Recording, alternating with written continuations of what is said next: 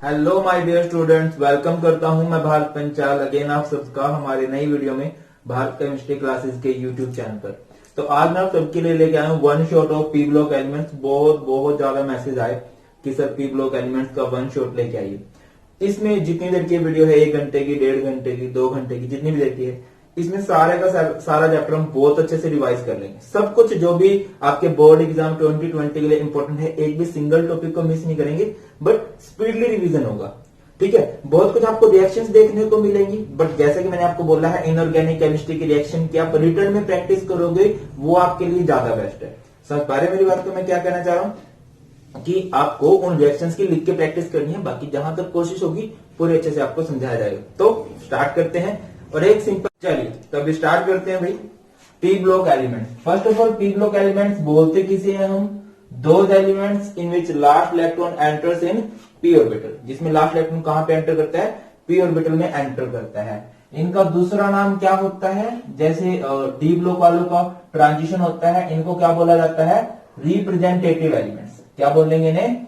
Representative elements. आपने periodic table देखी होगी, कुछ इस तरह से होती है। ठीक है, कुछ इस तरह से होती है पीरियोडिक टेबल। इस पीरियोडिक टेबल में ये जो इलाका है ना, ये इलाका पी ब्लॉक का है। ठीक है, कुछ इस तरह से हम इसको बना सकते हैं। फोकस कीजिएगा। एंड वैसे मैंने ये एक एक टॉपिक बहुत अच्छे से भी एक्सप्लेन किया है, आपको ज्यादा वो करने की जरूरत भी नहीं है। तो यहां से होता है पी ब्लॉक कहां से कहां तक है? ग्रुप 13, फिर ग्रुप 14, फिर ग्रुप 15, फिर ग्रुप 16, फिर ग्रुप 17 एंड लास्ट में हमारे पास है ग्रुप 18। Group 13, 14, 15, 16, 17 and 18। अभी देखो ये जो है ये हमारे सिलेबस में नहीं रहा। स्टेट बोर्ड में तो ग्रुप 15 भी है, ठीक है, बट सीबीएसई में क्या होगा? ग्रुप 16, 17 एंड 18 हमारे सिलेबस में है। तो ग्रुप 16 को कैसे याद रखते हैं हम? उस से टेपो, उससे टेपो। ग्रुप 17 को कैसे याद रखते हैं हम लोग? फिर कल बारात आएगी ऑस्ट्रेलिया से, या फिर कल बाहर आई आंटी। इसको कैसे याद रखेंगे हम लोग? हीना, नीना और कटरीना जीती रहना। क्लियर है? इसे बोलते हैं oxygen, sulphur, selenium, tellurium, polonium. Group 17 को बोलते हैं इनको fluorine, chlorine, bromine, iodine, astatine. इसे बोलते हैं helium, neon, argon, krypton, xenon and radon. इनके जो दूसरे नाम होते हैं ना, वो बहुत फेमस होते हैं। लाइक ग्रुप 16 को हम लोग क्या बोलते हैं? कैल्कोजेंस बोलते हैं। कैल्कोजेंस। कैल्कोजेंस का मीनिंग क्या होता है? और फॉर्मिंग। ये और बनाने वाले होते हैं। और किसे कहते हैं? वो जो धरती में से मिनरल निकालते हैं, जिनमें से मेटल को हम आसानी से प्राप्त कर सकते हैं, उन्हें और बोला जाता है। ऐसे ही ग्रुप 17 वालों को क्या बोलते हैं हम लोग? हैलोजेंस बोलते हैं। क्या बोलते हैं? हैलोजेंस। हैलोजेंस का मतलब होता है सोल्ट फॉर्मिंग। आप नोटिस करोगे कि ज्यादातर जो सोल्ट होते हैं उनमें हैलोजन जरूर होते हैं। ठीक है, ये ग्रुप 17 के मेंबर जरूर होते हैं। लाइक NaCl की बात करो, सबसे कॉमन सोल्ट है NaCl, उसमें Cl है जो कि इन्हीं का फैमिली मेंबर है। ग्रुप 18 वालों के बहुत सारे नाम है। इन्हें जीरो ग्रुप बोल दिया जाता है, इन्हें इनर्ट गैसेज बोल दिया जाता है। इनर्ट गैसेज क्यों बोला जाता है? इन्हें कोई रिएक्शन नहीं करते। ठीक है, 1962 तक ऐसा लगता था कि ये रिएक्शन नहीं करते, बट उसके बाद एक साइंटिस्ट आए एन बार्टलेट, उन्होंने प्रूव किया कि रिएक्शन कर सकती हैं और बहुत से कंपाउंड है, तो इनका नाम रख दिया गया नोबल गैसेज। तो अभी ज्यादा कॉमन जो नेम है ना, वो इनका नोबल गैसेज है। नोबल गैसेज मतलब जो रिएक्शन नहीं करती, करेंगी तो बहुत कम रिएक्शन करेंगी, ज्यादा रिएक्शन ये नहीं करती है। ठीक है, तो इनको ही हमें सब कुछ पढ़ना है जो भी इनके अंदर कंपाउंड्स है। तो चलिए बढ़ते हैं और स्टार्ट करते हैं ग्रुप 16 से। फर्स्ट ऑफ ऑल तो देखिए, अभी हमने किया ग्रुप 16 को, क्या होता है? उस से टेपो, है ना। इसे क्या बोलते हैं? ऑक्सीजन। इसे क्या बोलेंगे? सल्फर। इसे क्या बोलेंगे? सेलेनियम। इसे क्या बोलेंगे? टेल्यूरियम। इसे क्या बोलेंगे? पोलोनियम। पोलोनियम।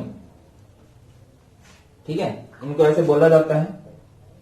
तो एटॉमिक नंबर की बात करें, एटॉमिक नंबर हम कैसे पता लगता है? मैजिक नंबर से 2, 8, 8, 18, 18, 32 ये रूल कब अप्लाई होता है? अगर किसी ग्रुप में 7 एलिमेंट है। इन केस किसी ग्रुप में 6 एलिमेंट है तो रूल क्या होगा? 8, 8, 18, 18, 32। अगर किसी ग्रुप में 5 एलिमेंट है तो क्या होगा? 8, 18, 18, 32। अगर किसी ग्रुप में 4 एलिमेंट है तो 18, 18, 32। अब इस ग्रुप में कितने एलिमेंट दिखाई दे रहे हैं? 1, 2, 3, 4, 5। ठीक है, तो आपको पहले का नंबर याद आना चाहिए। ऑक्सीजन का एटॉमिक नंबर होता है 8। आई थिंक वो तो आपको पता ही है।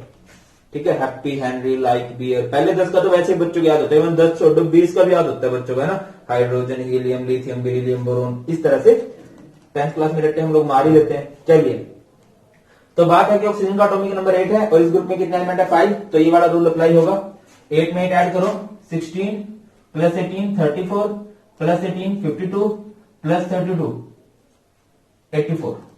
क्लियर है? अगर मैं बात करता हूं इनकी कॉन्फ़िगरेशन की, तो मैं कॉन्फ़िगरेशन डायरेक्ट लिख रहा हूं एंड आई होप कि आप सबको आती है। नहीं आती है तो मैं लिंक डाल दूंगा डिस्क्रिप्शन में, देख लेना। 2s2 2p4, 3s2 3p4, 4s2 4p4, 5s2 5p4, 6s2 6p4। इस तरह से इनकी कॉन्फ़िगरेशन होती है। तो यहां से अगर आप जनरल कॉन्फ़िगरेशन इनकी लिखना चाहो तो वो क्या बनेगी? NH2 NP4 general electronic configuration. सब में S में 2 है, P में 4 है। अगर मैं आपसे पूछूं कि वैलेंस शेल में कितने इलेक्ट्रॉन है? वैलेंस इलेक्ट्रॉन कितने हैं इनके पास? वैलेंस इलेक्ट्रॉन है 6। 2 + 4 6।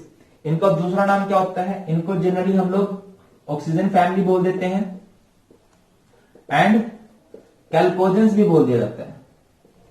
क्या बोल दिया जाता है? कैल्कोजेंस।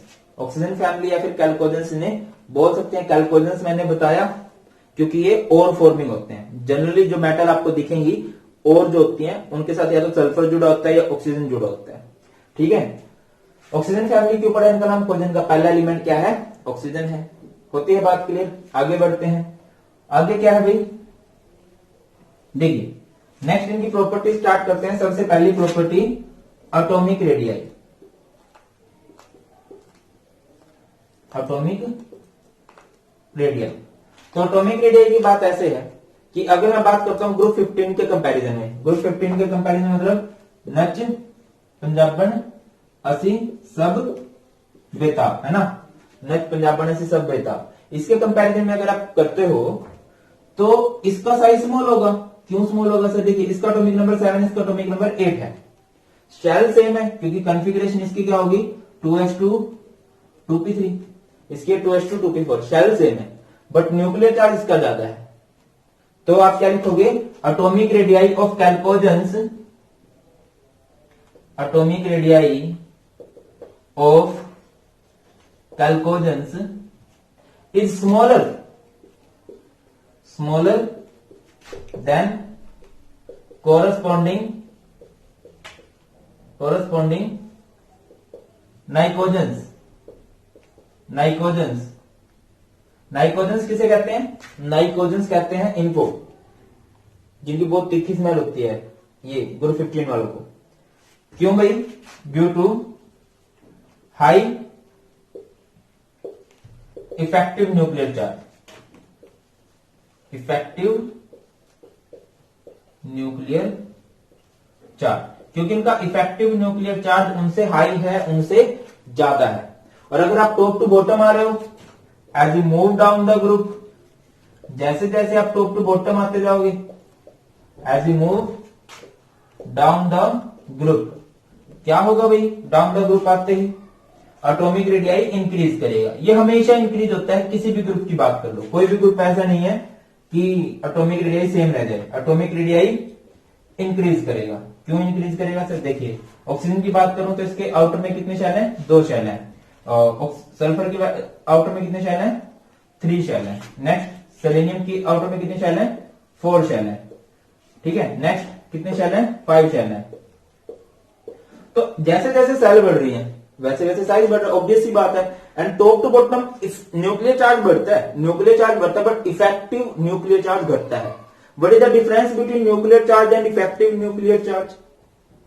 न्यूक्लियर चार्ज क्या होता है कि देखो यहां पे अंदर 8 प्रोटॉन है, यहां पे 16 प्रोटॉन है, यहां पे 34 प्रोटॉन है, मतलब इस हिसाब से तो न्यूक्लियर चार्ज बढ़ रहा है। बट अगर इसके एरिया को देखा जाए, एरिया के हिसाब से इसका न्यूक्लियर चार्ज उतना नहीं बढ़ रहा जितना बढ़ना चाहिए था, वो घट रहा होता है, दैट्स व्हाई साइज बढ़ता है। क्लियर है। अब बात करते हैं बहुत ही इंपॉर्टेंट पॉइंट जिससे रिलेटेड क्वेश्चन बन सकता है, इवन बना हुआ है। 10 ईयर में अगर आप देखोगे तो क्वेश्चन बने हुए हैं। क्या है सर? Ionization energy. बात करते हैं आयनाइजेशन एनर्जी की। क्या फंडा है आयनाइजेशन एनर्जी का? किसे कहते हैं आयनाइजेशन एनर्जी? सबसे बाहर के इलेक्ट्रॉन को निकालने के लिए जो एनर्जी चाहिए होती है, उस एनर्जी को कहते हैं आयनाइजेशन एनर्जी। तो अभी नेक्स्ट देखते हैं आयनाइजेशन एनर्जी को। तो भैया फंडा ये है, मैंने आपको बोला कि दैट आयनाइजेशन एनर्जी क्या होती है, इनवर्सली प्रोपोर्शनल होती है एटॉमिक रेडियाई के। ठीक है ना। अब यहां पे अगर मैं बात करता हूं कि ग्रुप 16 वालों की ग्रुप 15 वालों से एटॉमिक रेडियाई छोटा है, तो इस हिसाब से एटॉमिक रेडियाई छोटा है तो आयनाइजेशन एनर्जी ज्यादा होनी चाहिए। But surprisingly first ionisation energy IE1 of group 16 elements is lower than group 15 elements, corresponding group 15 elements। क्यों सर? इसका क्या रीजन है? अगर आप इनकी कॉन्फ़िगरेशन देखो तो इनकी कॉन्फ़िगरेशन में है P3, इनकी कॉन्फ़िगरेशन में P4। P में मैक्सिमम कितने इलेक्ट्रॉन जा सकते हैं? 6 का हाफ कितना बनेगा? 3। तो कोई भी ऑर्बिटल बहुत ज्यादा स्टेबल होता है जब वो एग्जैक्टली हाफ फील्ड हो या फिर वो एग्जैक्टली फुली फील्ड हो। तो यहां पे एग्जैक्टली हाफ फील्ड हो गया, तो आप क्या लिखोगे? Due to exactly half filled configuration of group 15 elements. ठीक है। और अगर आप सेकंड आयनाइजेशन एनर्जी की बात करो, जनरली यही पैटर्न होता है, जिसकी आयनाइजेशन एनर्जी पहले ज्यादा है उसकी सेकंड भी ज्यादा होगी। अब आयनाइजेशन एनर्जी पहली किसकी ज्यादा है? ग्रुप 15 की। बट सेकंड किसकी ज्यादा होती है? Of group 16 elements is higher than group 15 elements. अब की बार इनकी आयनाइजेशन एनर्जी ज्यादा हो जाती है। क्यों हो जाती है सर? देखिए, अगर पहला इलेक्ट्रॉन हम निकालने में सफल हो चुके हैं, हमने पहला इलेक्ट्रॉन निकाल लिया, तो इसके पी में 2 हो जाएंगे और इसके पी में कितने हो जाएंगे? 3। तो अभी जो नेक्स्ट इलेक्ट्रॉन निकालना है, इसके पी 2 में से जाएगा, इसके पी 3 में से जाएगा। इसकी कॉन्फ़िगरेशन एग्जैक्टली हाफ फील्ड होगी, ये ज्यादा स्टेबल होगा, दैट्स व्हाई उसकी आयनाइजेशन एनर्जी ज्यादा हो जाएगी, उसकी मतलब ग्रुप 16 वालों की। क्लियर होती है? ये बात इंपॉर्टेंट है। आगे बढ़ते हैं भाई। तो नेक्स्ट बात करते हैं मेटालिक कैरेक्टर की। ये सिंपल सी बातें होती हैं, आप लोग जनरल प्रिंसिपल में भी पढ़ के आए होंगे। मेटालिक कैरेक्टर, मेटालिक कैरेक्टर जो होता है वो टॉप टू बॉटम हमेशा बढ़ता है। क्यों बढ़ता है सर? मेटालिक कैरेक्टर बोलते किसे हैं? मेटालिक कैरेक्टर बोला जाता है कि कोई एलिमेंट कितनी आसानी से इलेक्ट्रॉन को दे सकता है। ठीक है। और कोई एलिमेंट इलेक्ट्रॉन को कब आसानी से दे सकता है? जब उसका साइज बढ़ता हो। तो आप क्या लिखोगे? Metallic character, metallic character increases down the group। जब हम टॉप टू बॉटम जाते हैं तो मेटालिक कैरेक्टर बढ़ता है। तो इस बेस पे हम कह सकते हैं कि ये दोनों, मतलब नीचे मेटल अच्छे होंगे ना, ऊपर नॉन मेटल अच्छी होंगी, ये दोनों क्या होती हैं? नॉन मेटल होती हैं। ये क्या बोल सकते हो? नहीं बोल सकते मेटलॉइड्स। ठीक है। इसे क्या बोल सकते हो? मेटल। एंड ये पोलोनियम एक रेडियोएक्टिव सब्सटेंस होता है, बताता चलो। क्या है? एक रेडियोएक्टिव सब्सटेंस है। इसके बारे में ज्यादा हम स्टडी भी नहीं करते, ज्यादा इन्हीं के बारे में स्टडी करते हैं, इन चारों के बारे में। ठीक है। नेक्स्ट फंडा है इलेक्ट्रॉन गेन एंथैल्पी। ये भी बड़ा इंटरेस्टिंग फंडा रहता है, इलेक्ट्रॉन गेन एंथैल्पी। क्या होती है इलेक्ट्रॉन गेन एंथैल्पी? देखो, एक होता है आयनाइजेशन एनर्जी। एक एलिमेंट है, उसमें से हमने इलेक्ट्रॉन निकालना है, इलेक्ट्रॉन को बाहर निकालेंगे तो बदले में हमें एनर्जी देनी पड़ेगी। सिंपल सी बात है। या जब हम कोई चीज लेंगे, उनसे कोई चीज ली तो बदले में देनी पड़ेगी। हम इससे इलेक्ट्रॉन ले रहे हैं तो बदले में एनर्जी देंगे। और अगर हम इसको इलेक्ट्रॉन दें, ये हमसे इलेक्ट्रॉन ले रहा है, इसने इलेक्ट्रॉन गेन किया, तो ये बदले में क्या करेगा? हमें एनर्जी देगा। सिंपल है कि नहीं है? कि जब हम इलेक्ट्रॉन देते हैं तो इसको एनर्जी देनी पड़ेगी। क्लियर? तो इलेक्ट्रॉन गेन एंथैल्पी क्या होती है? Amount of energy released when an isolated gaseous atom accept an electron. जब कोई, देखो ऐसे कोई नहीं ले सकता कि कोई सॉलिड है मैं उसको इलेक्ट्रॉन देना चाहूंगा, ऐसा नहीं होता, ठीक है। ये पढ़ गया है आप लोग 11th क्लास में, अभी जरूरी भी नहीं है, अगर नहीं भी आया तो कोई दिक्कत नहीं है कि जब इलेक्ट्रॉन लेते हैं तो एनर्जी रिलीज होती है। तो एनर्जी क्यों रिलीज होती है? क्योंकि ये न्यूक्लियस इन इलेक्ट्रॉन्स को अट्रैक्ट करता है, और अट्रैक्शन से मैंने आपको समझाया था ना, एक टीचर ने चिपका दिया था, जब भी अट्रैक्शन होती है तो हीट बाहर निकलती है, तो ये न्यूक्लियस बाहर के इलेक्ट्रॉन को अट्रैक्ट करेगा तो यहां से एनर्जी रिलीज होगी। तो डेल्टा एच क्या आएगा भाई? नेगेटिव आएगा। जनरली अगर अट्रैक्शन है तो डेल्टा एच नेगेटिव है, मतलब इलेक्ट्रॉन गेन एंथैल्पी क्या होती है? नेगेटिव होती है। अब जैसे जैसे हम टॉप टू बॉटम जाएंगे साइज बड़ा होता जाएगा, और बड़े साइज में इलेक्ट्रॉन को लेना आसान होगा और मुश्किल होगा, आप खुद से समझो, ठीक है। एक बात समझो आप लोग कि ये है न्यूक्लियस और एक में ये है, यहां पे इलेक्ट्रॉन को अट्रैक्ट करना है। इलेक्ट्रॉन को अट्रैक्ट कौन करता है? न्यूक्लियस अट्रैक्ट करता है। इलेक्ट्रॉन को अट्रैक्ट कौन करता है? न्यूक्लियस अट्रैक्ट करता है। अब जितना डिस्टेंस ज्यादा होगा उतनी अट्रैक्शन कम होगी, और जितनी अट्रैक्शन कम होगी टीचर जितनी यहां पे अट्रैक्शन कम है उतनी कम एनर्जी रिलीज होगी। तो याद रखिए टॉप टू बॉटम जब हम जाएंगे, top to bottom electron gain enthalpy, electron gain enthalpy क्या होगी भाई? डिक्रीज करेगी। क्या करेगी? डिक्रीज करेगी। एक सरप्राइजिंगली एक बात आ जाती है कि इस हिसाब से तो ऑक्सीजन की साइज सबसे छोटा है, इसकी इलेक्ट्रॉन गेन एंथैल्पी सबसे ज्यादा होनी चाहिए, बट ऑक्सीजन की इलेक्ट्रॉन गेन एंथैल्पी कम नेगेटिव होती है। क्यों? Due to smaller size, smaller size, देखो छोटे साइज के फायदे हैं तो नुकसान भी है। Due to smaller size of oxygen valence electron of oxygen repel incoming electron, ठीक है। जो इसके खुद के इलेक्ट्रॉन है ना वो बाहर से आने वाले, देखो बहुत छोटा साइज है ना तो इलेक्ट्रॉन डेंसिटी बहुत ज्यादा, बहुत छोटे से साइज में ही इलेक्ट्रॉन सारे के सारे हैं, ठीक है। तो जो नए इलेक्ट्रॉन को भी उस छोटी सी जगह में ही आना है तो वो नए इलेक्ट्रॉन को क्या करेंगे? रिपेल करेंगे। न्यूक्लियस अट्रैक्ट कर रहा है, एनर्जी रिलीज होनी थी, बट वो जो वैलेंस शेल के इलेक्ट्रॉन है जो उसके पास खुद के इलेक्ट्रॉन है उनको रिपेल करेगा, किनको? इनकमिंग इलेक्ट्रॉन को। तो जो अट्रैक्शन बहुत ज्यादा थी अभी अट्रैक्शन थोड़ी कम होगी तो एनर्जी थोड़ी कम रिलीज होगी। क्यों होगी? क्वेश्चन बना कि क्यों है कम negative? Due to smaller size of oxygen atom valence electron of oxygen repel incoming electron. Clear है ये फंडा? आगे बढ़ते हैं, चलिए। तो देखिए यही जनरल सी प्रॉपर्टी रहती है। एटॉमिक रेडियस हो गया, आयनाइजेशन एनर्जी हो गया, मेटालिक कैरेक्टर भी हो गया।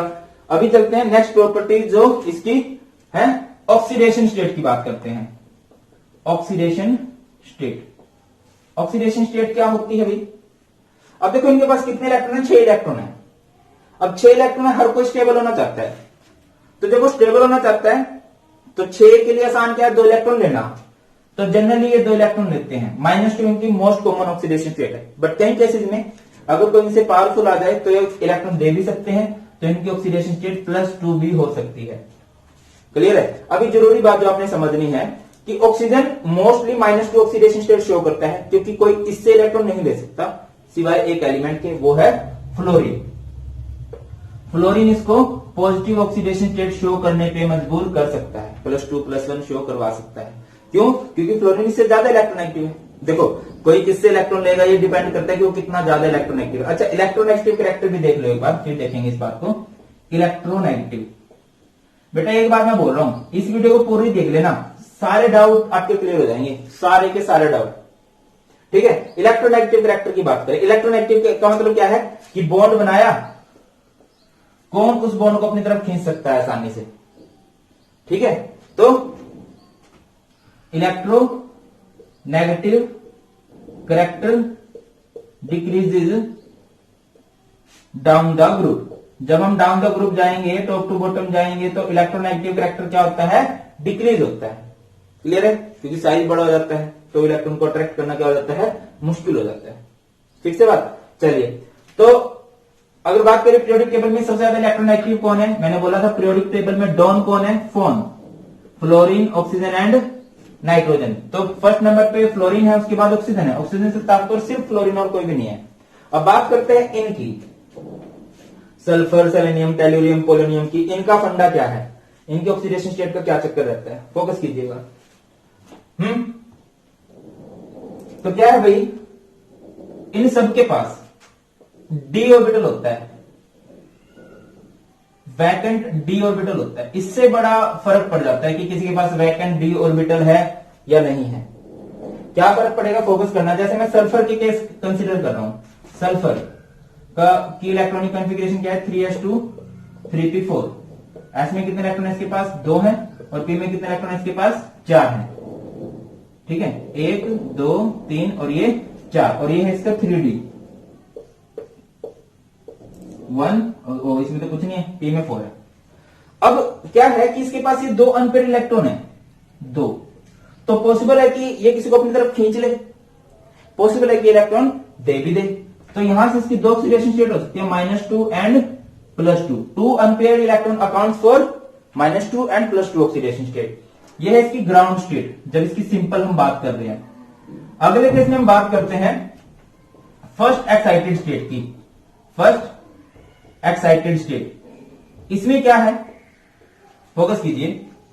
इसमें क्या होगा, इसके पास यहां पे है 2, और यहां पे एक्साइटेड स्टेट में क्या होता है कि इसका जो पेयर इलेक्ट्रॉन है वो अनपेयर हो जाता है। अभी 4 अनपेयर इलेक्ट्रॉन हो गए।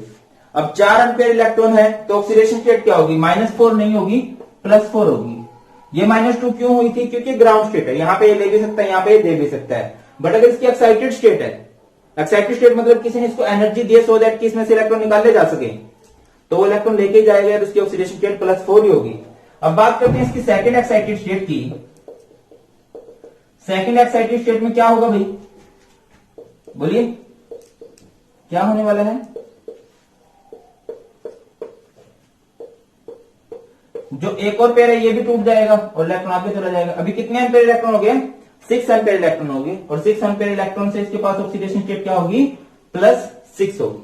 क्वेश्चन बनता है कि ऑक्सीजन +2 +4 +6 या +4 +6 नहीं शो करता। क्यों नहीं शो करता, बिकॉज इसके पास अनपेयर डी ऑर्बिटल नहीं है।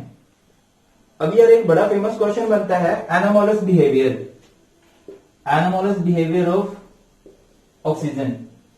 एंड इसी तरह से क्वेश्चन बनता है एनोमोलस बिहेवियर ऑफ फ्लोरीन। ठीक है, वैसे मैंने देखो जो भी मैं टॉपिक, अभी तो ऑक्सीजन करना है ना, जो भी मैं टॉपिक करवा रहा हूं ना, ये सभी मैंने पूरे भी अपलोड कर दिए हैं। सुपरविजन वाले बच्चों को तो पता ही है। ठीक है, तो आप उनको देख भी सकते हो। चलिए, एनोमोलस बिहेवियर ऑफ ऑक्सीजन की बात करें तो ऑक्सीजन अलग बिहेव शो करता है अपने बाकी बचे हुए एलिमेंट से। मैंने एक सिंपल सा एग्जांपल दिया था कि जो फैक्ट्री का पहला पीस होता है, ठीक है, जैसे कई सारे भाई बहन है ना, उनमें जो सबसे बड़ा भाई होगा वो बाकी बचे हुए से अलग ही होता है। ठीक है, तो ऐसे ही ग्रुप 16 का पहला मेंबर है ऑक्सीजन, तो ये बाकी बच्चों से अलग होता है। क्यों अलग होता है, देखिए पहले तो इसकी रीजन की बात करते हैं। इसका स्मॉल साइज, सबसे बड़ा रीजन होता है इसका स्मॉल साइज। दूसरा रीजन होता है absence of vacant D orbital. Just अभी हमने देखा कि डी ऑर्बिटल ना होने से क्या फर्क पड़ सकता है, absence of vacant D orbital. अगली बात करें तो अगला क्या फर्क पड़ सकता है, अगली क्या रीजन है, हाई आयनाइजेशन एनर्जी। इनकी आयनाइजेशन एनर्जी बहुत हाई होती है। ठीक है, और दूसरी बात, सॉरी लास्ट बात, हाई इलेक्ट्रॉन एक्टिविटी। ये कुछ रीजन है ऑक्सीजन के एनोमोलस बिहेवियर के लिए जो रिस्पॉन्सिबल है। अब बात यह कि ऑक्सीजन किस तरह से अलग हो सकता है। पहली बात, oxygen is a gas, oxygen is a gas while others are solid. Group 16 के जितने भी मेंबर्स है ना, उनमें से ऑक्सीजन गैस है, बाकी सब सॉलिड है। क्यों है, यही रीजन है इसका स्मॉल साइज होना। दूसरी बात करें, oxygen exist in diatomic form, oxygen exist in diatomic form. Oxygen diatomic form में एग्जिस्ट करता है। डायटोमिक कौन सी, O2।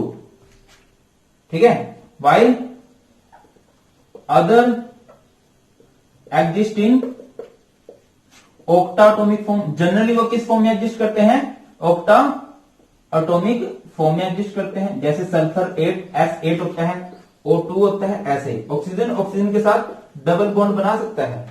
क्यों, क्योंकि इसका साइज स्मॉल है एंड ये हाईली इलेक्ट्रोनेगेटिव है, तो ये इसके दोनों एटम आपस में जुड़ जाते हैं मल्टीपल बॉन्ड बना के। और अगर सल्फर की बात करें तो सल्फर का ऐसा नहीं होता, सल्फर का क्राउन टाइप से स्ट्रक्चर होता है, क्राउन स्ट्रक्चर से बोलते हैं। यहां पे बात करें, यहां पे सल्फर लगा होता है। क्लियर है बात? तो सल्फर के केस में ऐसा फंडा नहीं है। अगली बात करते हैं, तो oxygen can't show positive oxidation state, oxidation state exception भी है फ्लोरीन के साथ, वाइल अदर कैन शो। ये किस वजह से हुआ? क्योंकि इसके पास डी ऑर्बिटल नहीं है। एंड और भी बहुत सारी प्रॉपर्टीज हैं जो अलग है, मेन प्रॉपर्टीज यही रहती हैं। जनरली जो क्वेश्चन आता है यही आता है कि ऑक्सीजन गैस क्यों है, सल्फर सॉलिड क्यों है। दूसरा क्वेश्चन आता है ऑक्सीजन डायटोमिक फॉर्म में क्यों एग्जिस्ट करता है, सल्फर ऑक्टाटोमिक फॉर्म में क्यों एग्जिस्ट करता है। यही है कि सल्फर का साइज बड़ा है, ठीक है, तो ये मल्टीपल बॉन्डिंग नहीं बना सकते आपस में। क्लियर? एंड बहुत बड़ा मॉलिक्यूल हो जाता है, इसी वजह से सल्फर सॉलिड स्टेट में एग्जिस्ट करने लग जाता है भाई। क्लियर होती है? चलिए अभी पढ़ते हैं एक बहुत ही इंपॉर्टेंट टॉपिक हाइड्राइड्स के बारे में। हाइड्राइड्स, हाइड्राइड्स क्या होते हैं कि जब ये हाइड्रोजन के साथ जुड़ जाते हैं तो हाइड्राइड बन जाते हैं। कैसे जुड़ेंगे? देखिए, अगर ये एलिमेंट है ई, ठीक है, और इन पे मैं 2 नेगेटिव चार्ज होता है जनरली, हाइड्रोजन पे कितना चार्ज होगा? +1 चार्ज होगा, तो ये इधर उधर जाएंगे तो क्या बन सकता है? H2S, सॉरी H2E, इसको ऐसे रख लो, E2 नेगेटिव, ये इधर गया। क्लियर? ये इधर चला गया, ये इधर आ गया, ये बन गया H2E। मतलब कुछ इस तरह से हो सकते हैं आपके पास H2O, H2S, H2SE, H2T। अब क्वेश्चन कौन कौन से बनते हैं? पहला क्वेश्चन जो बन सकता है वो बन सकता है इनकी थर्मल स्टेबिलिटी से रिलेटेड, कि ये थर्मली स्टेबल है या नहीं है। तो देखिए थर्मल स्टेबिलिटी की मतलब क्या? थर्मल स्टेबिलिटी का कि हीट के सामने स्टेबल होंगे या नहीं होंगे। फोकस कीजिए, आपके पास H2O है इस तरह से, आपके पास H2S है कुछ इस तरह से है, आपके पास H2SE है। सुन पा रहे मेरी बात?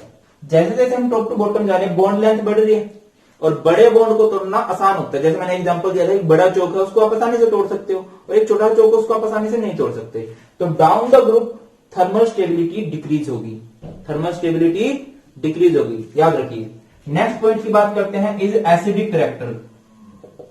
एसिडिक कैरेक्टर बोले तो कि कौन आसानी से H पॉजिटिव देगा, आप खुद बताओ कि किसके H पॉजिटिव को निकालना ज्यादा आसान है। जब बॉन्ड लेंथ बहुत बड़ी होगी तो H पॉजिटिव बहुत आसानी से निकल सकता है। तो याद रखिए, डाउन द ग्रुप जो हाइड्राइड्स होते हैं, एसिडिक कैरेक्टर या एसिडिक स्ट्रेंथ उनकी इंक्रीज करती है भाई। क्या करती है? इंक्रीज करती है। क्लियर हुई बात? अगली बात करते हैं, अगर बात करें इनके रिड्यूसिंग कैरेक्टर की, रिड्यूसिंग कैरेक्टर, फोकस करना मेरी बात पे। रिड्यूसिंग कैरेक्टर मतलब ये रिड्यूसिंग एजेंट की तरह काम करते हैं। पहली बात ये है, रिड्यूसिंग एजेंट मतलब जो दूसरों पे रिडक्शन करवाते हैं, जो दूसरों पे हाइड्रोजन जोड़ते हैं। अब दूसरों पे हाइड्रोजन जोड़ने के लिए पहले इनको खुद हाइड्रोजन छोड़नी पड़ेगी, और खुद हाइड्रोजन कौन आसानी से छोड़ सकता है? जैसे जैसे बॉन्ड लेंथ बड़ी होगी वो टॉप टू बॉटम बड़ी होगी, बॉन्ड आसानी से टूटेगा, हाइड्रोजन आसानी से किसी के लिए अवेलेबल होगा, हाइड्रोजन आसानी से वहां पे जुड़ जाएगा। तो याद रखिए, down the group reducing character भी क्या करता है? इंक्रीज करता है। बहुत ज्यादा क्वेश्चन बनते हैं बेटा इससे रिलेटेड, एंड इनका यही आंसर रहता है कि डाउन द ग्रुप वो इंक्रीज करता है। बहुत ज्यादा क्वेश्चन बनने के चांसेस हैं इससे। ठीक है, नेक्स्ट क्वेश्चन बनता है melting point and boiling point से रिलेटेड।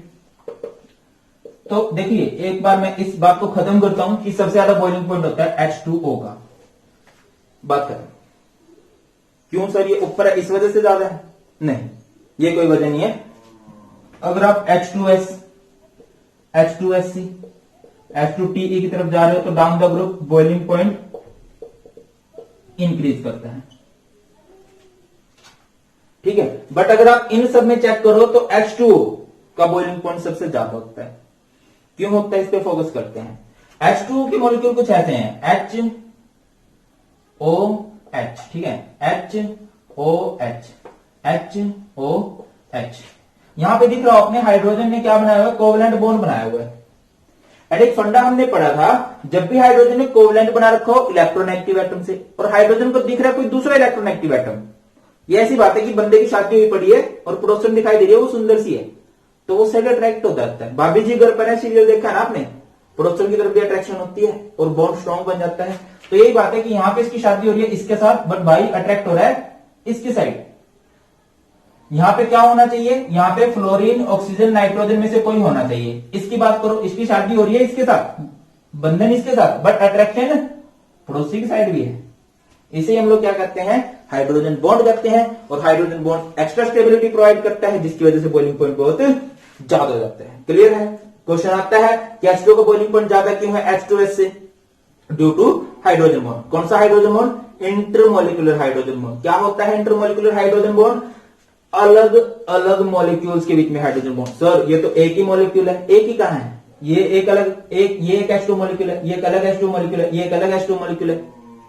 ठीक है ना। सेम तो ये होता ना कि अगर इसी H2 में सारा हो जाता, ये एक ही बात हो जाती। ठीक है, ये अलग अलग है। हाँ, नेचर उनकी सेम है। अभी सर टॉप टू बॉटम क्यों इंक्रीज हो रहा है, देखिए top to bottom hydrogen bond काम नहीं कर रहा। तो टॉप टू बॉटम कौन सी फोर्स काम करती है, जहां पे कोई बॉन्ड नहीं होता वहां पे कौन सा बॉन्ड होता है, वैन डर वाल्स फोर्स। कौन सा बॉन्ड होता है, वैन डर वाल्स फोर्स। और वो जैसे जैसे साइज बढ़ता है ना, वैन डर वाल्स फोर्स बढ़ती है, van der Waals force of fraction बढ़ती है। तो सबसे बड़ा साइज होगा टेल्यूरियम का, सबसे बड़ा साइज, तो सबसे ज्यादा इसकी van der Waals force of fraction strong होगी, तो इसका बॉइलिंग पॉइंट सबसे ज्यादा होगा। क्लियर है। जहां पे कोई बॉन्ड नहीं बन रहा, जहां पे कोई अट्रैक्शन काम नहीं कर रही, वहां पे van der Waals force of attraction काम करती है। और वो डिपेंड करती है साइज पे, और साइज जिसका सबसे ज्यादा वो उतना ज्यादा स्ट्रॉन्ग होगा। क्लियर है। चलिए आगे बढ़ते हैं। चलिए तो अभी बात करते हैं एलोट्रोप्स की, कि एलोट्रोप्स क्या होते हैं। एलोट्रोप्स किसे बोलते हैं, आप लोग सुन के भी आए होंगे, कार्बन के होते हैं ना, डायमंड, ग्रेफाइट, इसी तरह से हर एक एलिमेंट के, ग्रुप 16 के हर एक एलिमेंट के एलोट्रोप्स होते हैं। एलोट्रोप्स क्या होते हैं, जिनकी डिफरेंट फिजिकल प्रॉपर्टी हो, मतलब लुक वाइज जो डिफरेंट लगे, एंड उनकी केमिकल कंपोजिशन सेम हो। जैसे हम सभी इंसान की बात करते हैं, अब केमिकल कंपोजिशन तो सबकी सेम है, मिलजुल के तो सभी सेम से ही बने हुए हैं, है ना, वही हार्ड मास है, खून लाल है सबका, बट जो लुक है वो सबकी डिफरेंट होती है। क्लियर है। ऐसी बात करें तो ऑक्सीजन के दो एलोट्रोप होते हैं बड़े famous, O3 and O2। Sulphur की बात करें तो सल्फर के बहुत सारे एलोट्रोप्स होते हैं, उनमें से ज्यादा फेमस जो है वो है एक रोम्बिक सल्फर एंड एक है मोनोक्लिनिक सल्फर। मोनोक्लिनिक सल्फर, एक होता है रोम्बिक सल्फर, एक होता है मोनोक्लिनिक सल्फर। अगर आप बात करते हो ओजोन की, ओजोन कैसे बनता है, देखिए नेचर में कैसे बनता है, जैसे आपके पास O2 है, ऑक्सीजन गैस है, जब इस पे अल्ट्रावायलेट रेज पड़ती हैं तो ये कन्वर्ट हो जाता है किसमें, O3 के अंदर, ओजोन में। एंड ये ओजोन, इसको ब्लैंकेट भी कहते हैं, ओजोन ब्लैंकेट कहते हैं, जो कि हमारे अर्थ को प्रोटेक्ट करती है यूवी रेज से। एंड इसका यूज किया जाता है, मतलब धरती पे भी इसका यूज होता है स्मॉलर अमाउंट में। अगर बात करें तो जैसे स्लोटर हाउस होते हैं, जो कत्ल खाने होते हैं, वहां पे बहुत गंदी स्मेल हो जाती है, तो वहां पे इसको खत्म करने में इसका यूज किया जाता है। एंड ये एक बहुत ही बढ़िया ऑक्सीडाइजिंग एजेंट है, बहुत ही बढ़िया क्या है, ऑक्सीडाइजिंग एजेंट है, ऑक्सीडाइजिंग एजेंट। क्यों है सर ये ऑक्सीडाइजिंग एजेंट, को जिसको जैसे मैं थोड़ी देर के लिए रखता हूं O3 कन्वर्ट हो जाता है O2 के अंदर एंड ऑक्सीजन के अंदर। तो इस तरह से बोल सकते हैं कि बहुत बढ़िया ऑक्सीडाइजिंग एजेंट का काम करता है। क्लियर। आगे बात करें तो जैसे ये है rhombic sulphur and monoclinic sulphur, बहुत सारी फॉर्म्स हैं इनकी। अब बात करें, एक टेम्परेचर होता है 369 केल्विन, ये वो टेम्परेचर है जिसपे दोनों फॉर्म एग्जिस्ट करती हैं। ठीक है, इसे बोलते हैं ट्रांजिशन टेम्परेचर, रोम्बिक के लिए भी और मोनोक्लिनिक सल्फर के लिए भी, और ज्यादा इसको पढ़ने की हमें इतनी जरूरत है नहीं। नेक्स्ट टॉपिक की बात करते हैं तो next is oxo acids. Oxo acid किसे कहते हैं भाई, ऑक्सो एसिड ऐसे एसिड होते हैं, हमें पढ़ना है oxo acid of sulphur, oxo acid of sulphur. Oxo acid ऐसे एसिड है जिसमें सल्फर के साथ ऑक्सीजन भी जुड़ा होगा और हाइड्रोजन भी जुड़ा होगा। ठीक है, फेमस बात करूं तो देखिए, जब भी आप किसी ऑक्सो एसिड की बात करते हैं ना, तो आपको उसकी एक फॉर्म पता होनी चाहिए, सल्फ्यूरिक एसिड पता होना चाहिए आपको। सल्फ्यूरिक एसिड का फॉर्मूला होता है H2SO4। ठीक है, अगर आप इसमें से एक ऑक्सीजन कम कर देते हो तो इसका नाम होगा सल्फ्यूरस एसिड। क्या बोलेंगे, सल्फ्यूरस एसिड, जिसका फॉर्मूला होता है H2SO3। अगर मैं बात करता हूं नेक्स्ट पर oxo monosulfuric acid, monosulfuric acid या इसे पर सल्फ्यूरिक एसिड भी कह सकते हैं हम लोग, इसका फॉर्मूला होगा H2SO5। ठीक है, आगे बात करते हैं तो एक होता है पर ऑक्सो डाई सल्फ्यूरिक एसिड होता है भाई, एक क्या बनेगा पर ऑक्सो डाई सल्फ्यूरिक एसिड, जिसका फॉर्मूला होता है H2S2O7 और O8, इसका फॉर्मूला बनेगा O8। क्लियर है। एक होता है pyro sulphuric acid, pyro sulphuric acid. अभी फोकस कीजिए आप, H2SO4 का फॉर्मूला क्या होता है? H2SO4 का फॉर्मूला होता है S डबल बॉन्ड O। अच्छा, इसका फॉर्मूला H2S2O8 ही होता है। ये पायरो सल्फ्यूरिक एसिड को ना हम लोग डाई सल्फ्यूरिक एसिड भी बोल देते हैं। सॉरी, अभी मार्केट में इंक खत्म हो रही है, अभी डल रही है, बस एक मिनट रुको। डाई सल्फ्यूरिक एसिड का फॉर्मूला होता है H2S2O7। अब मेन बात आपको इनके स्ट्रक्चर बनाने आने चाहिए। स्ट्रक्चर कैसे बनेंगे भाई? देखिए H2SO5 ये रहा S double bond O OH, इसका नाम परोक्सो हो गया ना। कई बार क्वेश्चन ये आता है कि आप ये बताइए किसमें परोक्सो लिंकेज नहीं है। यहाँ पे परोक्सो लिंकेज है, दो में ही हम परोक्सो लिंकेज दिखाते हैं। परोक्सो किसे कहते हैं? जिसमें ऑक्सीजन की ऑक्सीजन से लिंकेज हो। H2SO3 कैसे बनेगा? ये S double bond O and ये OH। गलत हो गया, तो ऐसे तो नहीं बनना चाहिए। ये बनेगा S double bond OH and ये OH। इस तरह से इसका स्ट्रक्चर बनने वाला है। या ये भी गलती कर रहे हैं कुछ, लोन पे दिखाना पड़ेगा, ऐसे बनेगा एंड ये OH। क्लियर है। उसके बाद परोक्सो डाई सल्फ्यूरिक एसिड कैसे बनेगा? डाई ना S डबल बॉन्ड O, यहाँ पे O, यहाँ पे O, इस तरह से एंड ये हो जाएगा OH double bond OH double bond O। ये फॉर्मूला किसका हो गया? H2S2O8 का स्ट्रक्चर बन गया। अब बात करते हैं H2S2O7 की। ये S डबल बॉन्ड O ऐसे, यहाँ पे क्या बनेगी? OH, यहाँ पे क्या बनेगा? OH। ठीक है। ऑक्सीडेशन स्टेट अगर आपको निकालनी हो तो आपको पता होनी चाहिए ऑक्सीजन की ऑक्सीडेशन स्टेट -2 होती है, हाइड्रोजन की ऑक्सीडेशन स्टेट +1 होती है। क्लियर। तो ये ऑक्सीडेशन स्टेट रहती है -2 +1। सिर्फ एक जगह पे पंगा पड़ता है जब ऑक्सीजन की लिंकेज ऑक्सीजन के साथ हो। यहाँ पे ऑक्सीजन की ऑक्सीजन स्टेट -1 हो जाती है। इस तरह से आप इनकी ऑक्सीडेशन स्टेट कैलकुलेट कर सकते हो। तो सबसे फेमस जो फॉर्म है ना, सबसे फेमस जो इसका ऑक्सो एसिड है वो होता है सल्फ्यूरिक एसिड। क्या होता है भाई? Sulphuric acid. कई सारे बनाने के तरीके हैं सल्फ्यूरिक एसिड को, बट जो सबसे फेमस है वो बनाया जाता है बाय कॉन्टैक्ट प्रोसेस। किस प्रोसेस से? कॉन्टैक्ट प्रोसेस से। तो देखिए इसका एक डायग्राम भी होता है, डायग्राम से रिलेटेड क्वेश्चन बने नहीं है वैसे। ठीक है, तो आपको कैसे बनाना पड़ता है? पहले S की रिएक्शन आप लोग करवाते हो O2 के साथ, तो ये बन जाता है SO2। फिर आप इस SO2 की ऑक्सीडेशन करवाते हो इन दी प्रेजेंस ऑफ V2O5, तो ये कन्वर्ट हो जाता है SO3 में। ठीक है, और यहां पे डेल्टा H जो आता है वो नेगेटिव आता है, -196.6 किलो जूल पर मोल होते हैं यहाँ पे। तो क्या हुआ भाई? यहाँ पे फोकस कीजिएगा मेरी बात। रिवर्सिबल स्टेप है और यही इसका सबसे की स्टेप होता है। तो बड़ा फेमस क्वेश्चन बनता है कि आप इसकी प्रोडक्शन किस तरह से बना सकते हो। तो कई सारे फैक्टर्स होते हैं इसकी प्रोडक्शन को बढ़ाने के। सबसे पहली बात, जब ये एक्सोथर्मिक है, कैसे पता लगा एक्सोथर्मिक है? क्योंकि माइनस का साइन है, नेगेटिव का साइन है। ठीक है, तो यहां पे हमें क्या करना पड़ेगा? टेम्परेचर लो रखना पड़ेगा, लो टेम्परेचर।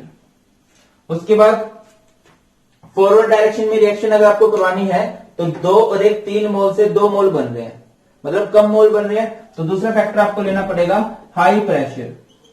बड़ा फेमस क्वेश्चन बनता है कि कैसे बढ़ाओगे आप प्रोडक्शन, क्या रखना? Low temperature high pressure. Clear. And ये जो हम रूल लिख रहे हैं ना, ये बनाए थे ली चैटलियर ने। ली चैटलियर प्रिंसिपल को हम लोग फॉलो कर रहे हैं। यहाँ पे ली चैटलियर प्रिंसिपल के अकॉर्डिंग बता रहे हैं कि कौन कौन सी कंडीशन होनी चाहिए, ठीक है। और किसी भी रिएक्शन की अगर आपको यील्ड बढ़ानी है, अमाउंट बढ़ाना है किसी में, तो कैटलिस्ट सबसे जरूरी है। कैटलिस्ट लो, कैटलिस्ट कौन सा यूज किया जाता है यहाँ पे, V2O5। वैसे तो प्लेटिनम भी यूज कर सकते हैं, बट प्लेटिनम बहुत महंगा रहता है इस वजह से। इसके अलावा प्योरिटी ऑफ गैसेस भी बहुत जरूरी है। एंड जो इसका प्लांट होता है, प्लांट मतलब पौधा नहीं, जो इसका पूरा मतलब सिस्टम होता है जिसमें ये बनता है, उसमें बहुत ज्यादा जो टावर होते हैं, बहुत ज्यादा जो सिस्टम है वो तो प्योरिफिकेशन के लिए है, आपको दिख जाएगा भी। आगे बढ़ते हैं। Next is concentration of reactant. आपको रिएक्टेंट्स की कंसेंट्रेशन भी ज्यादा रखनी पड़ेगी, तभी आप प्रोडक्टिविटी ज्यादा कर सकते हो, तभी आप ज्यादा मात्रा में प्रोडक्ट बना सकते हो।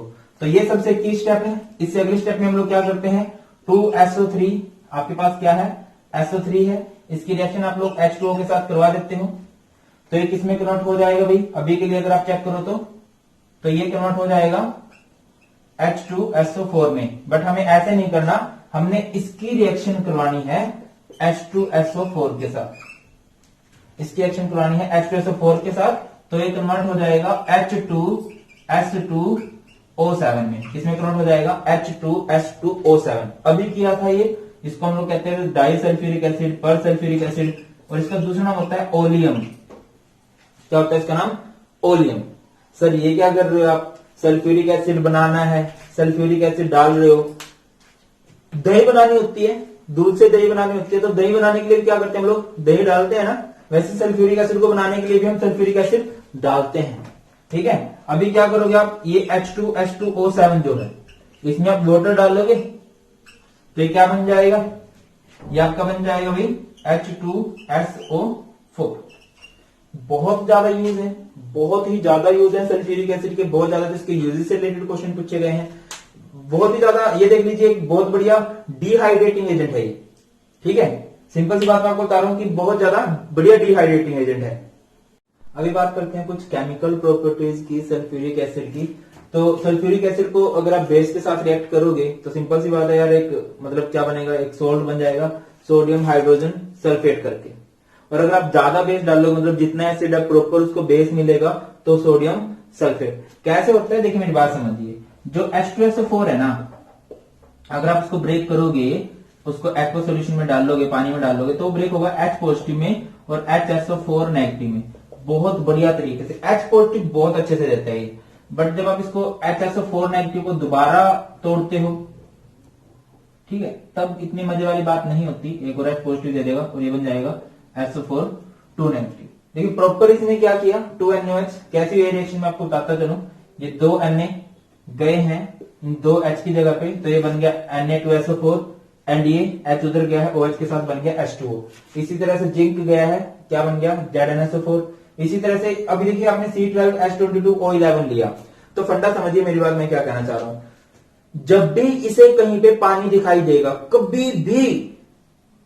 कभी भी अगर सल्फ्यूरिक एसिड को वाटर दिखाई दे रहा है, तो वो वहां से वाटर को रिमूव कर देगा। ये एक बहुत ही बढ़िया डिहाइड्रेटिंग एजेंट होता है, बहुत बढ़िया।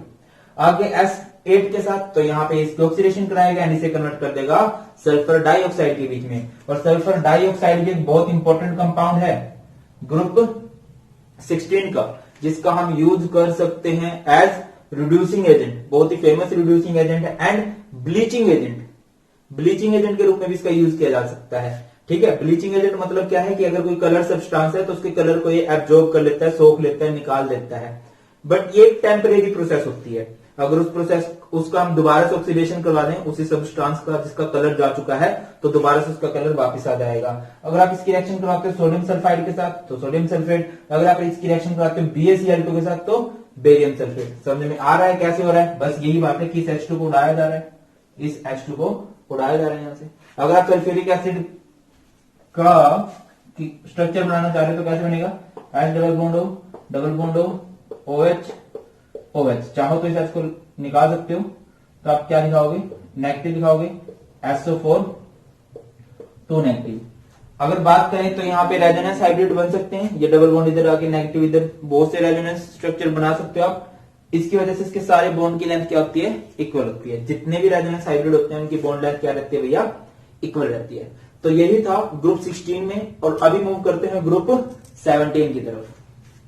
अभी बात करते हैं ग्रुप 17 की। तो ग्रुप 17 को याद करने की ट्रिक तो पता ही लगी होगी, फिर कल बारात आएगी ऑस्ट्रेलिया से, या फिर कल बाहर आई आंटी, कुछ भी।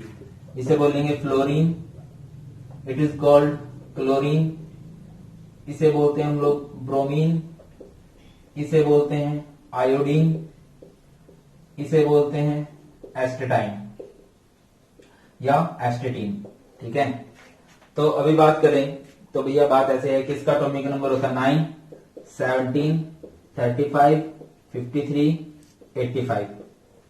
इलेक्ट्रॉनिक कॉन्फ़िगरेशन कर दे तो इसकी कॉन्फ़िगरेशन होगी 2s2 2p5, इसकी होगी 3s2 3p5, इसकी होगी 4s2 4p5, इसकी होगी 5s2 5p5, इसकी होगी 6s2 6p5। ठीक है, तो यही होती है। इनको बोला क्या जाता है, स्टार्टिंग में मैंने आपको बता दिया था, इन्हें बोला जाता है हैलोजेंस। हैलोजेंस का मतलब क्या होता है, हैलोजेंस मीन्स होता है सॉल्ट फॉर्मिंग। क्या बोलते हैं इन्हें, सॉल्ट फॉर्मिंग, बोले तो सॉल्ट बनाने वाले, और ये बनाते भी हैं। बात करते हैं इनकी प्रॉपर्टीज की। तो सबसे पहली प्रॉपर्टी है एटॉमिक रेडियाई। तो याद रखिए एटॉमिक रेडियाई जो है वो इंक्रीज करेगा डाउन द ग्रुप, इंक्रीज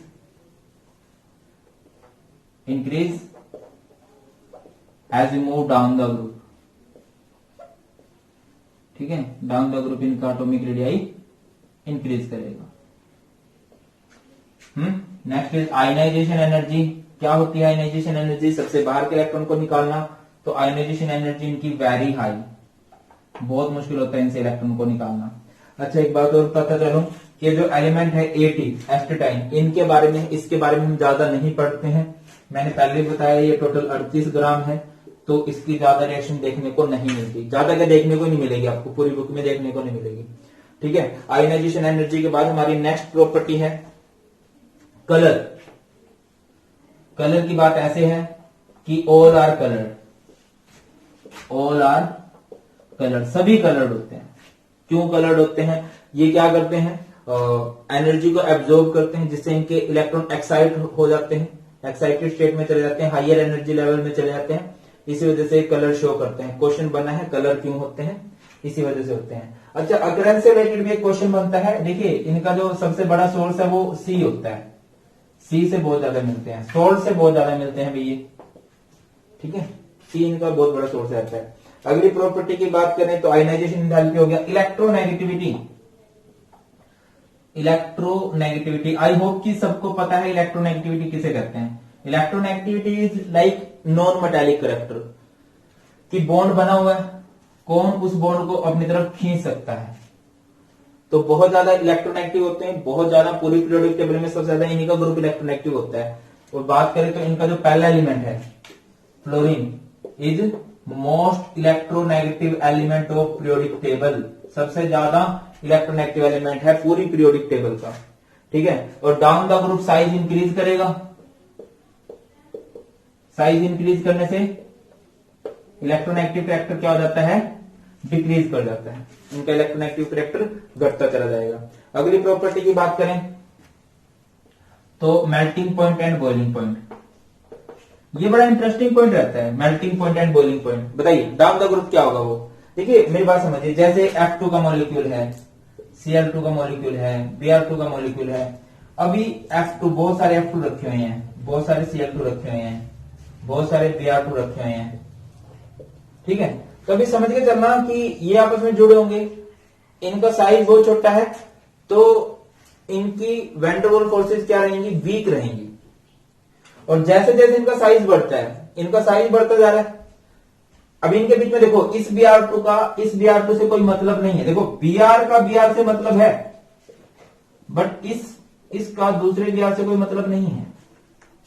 इनका मतलब कैसे होगा, जैसे जैसे साइज बढ़ेगा वैसे वैसे इनकी van der Waals force of friction strong होती जाएंगी और मेल्टिंग बॉइलिंग पॉइंट इंक्रीज करता जाएगा। तो आप जनरली ऑब्जर्व करोगे कि जब भी हम किसी ग्रुप की बात करते हैं, डाउन द ग्रुप मेल्टिंग और बॉइलिंग पॉइंट बढ़ता है। क्यों? क्योंकि उनके मॉलिक्यूल में कोई फोर्स नहीं होती, सिर्फ एक फोर्स होती है, वो होती है वैन डर वाल, और वो डिपेंड करती है साइज पे। जैसे जैसे साइज बड़ा होगा वो फोर्स स्ट्रॉन्ग होती जाएगी, and melting and boiling point क्या करता जाएगा? इंक्रीज करता जाएगा। क्लियर होती है बात? अगली बात समझते हैं। Next is electron gain enthalpy. Electron gain enthalpy, focus कीजिए। इलेक्ट्रॉन गेन एंथैल्पी क्या मतलब हुआ? इलेक्ट्रॉन गेन एंथैल्पी का कि इलेक्ट्रॉन लेने पे एनर्जी रिलीज करेंगे या नहीं करेंगे। तो याद रखिए इनकी इलेक्ट्रॉन गेन एंथैल्पी भी बहुत ज्यादा होती है। क्यों होती है सर बहुत ज्यादा? क्योंकि देखो इनकी जनरल इलेक्ट्रॉनिक कॉन्फ़िगरेशन क्या बनेगी? इनकी जनरल इलेक्ट्रॉनिक कॉन्फ़िगरेशन बनेगी NH2np5। तो यहां से आपको दिखाई दे रहा है कि इनकी वैलेंस शेल में कितने इलेक्ट्रॉन है? 7 इलेक्ट्रॉन है।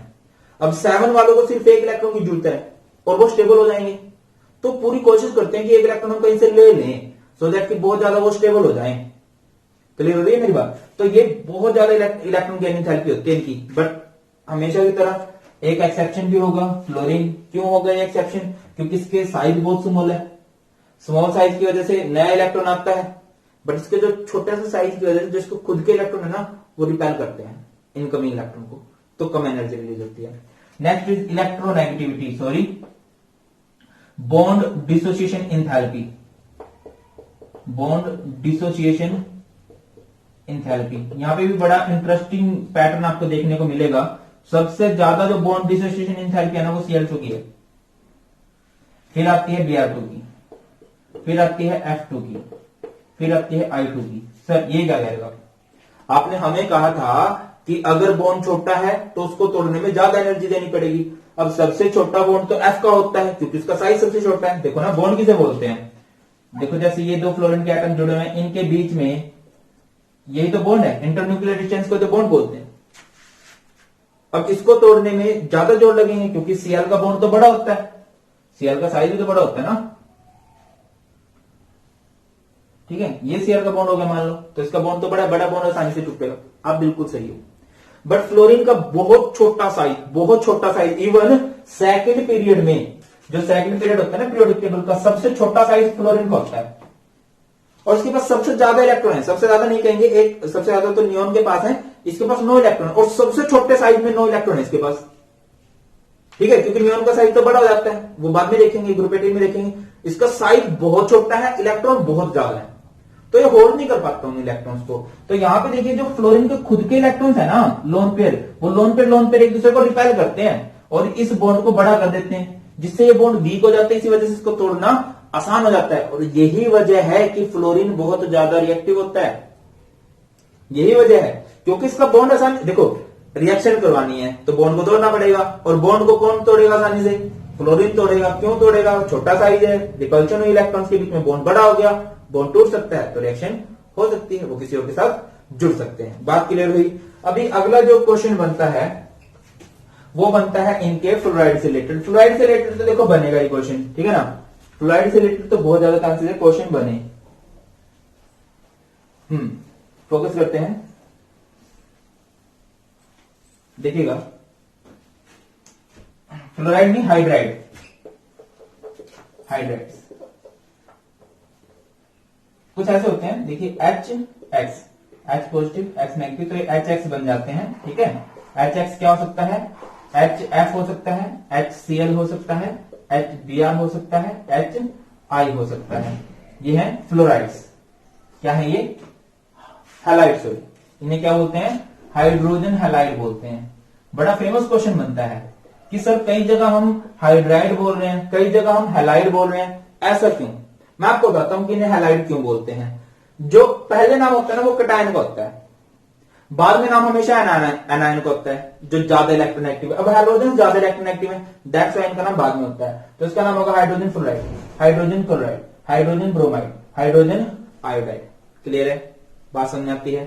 चलिए आगे बढ़ते हैं। तो सबसे पहला क्वेश्चन अराइज हुआ इनकी वही थर्मल स्टेबिलिटी। थर्मल स्टेबिलिटी की बात कर लेते हैं। तो सिंपल सी बात है, नीचे जाएंगे तो बॉन्ड बड़ा होता जा रहा है। देखो वो बॉन्ड था FF का, ये HF का है। ठीक है, अब नीचे जाएंगे तो बॉन्ड लेंथ बढ़ेगी, जिसको जिससे बॉन्ड को तोड़ना आसान हो जाता है।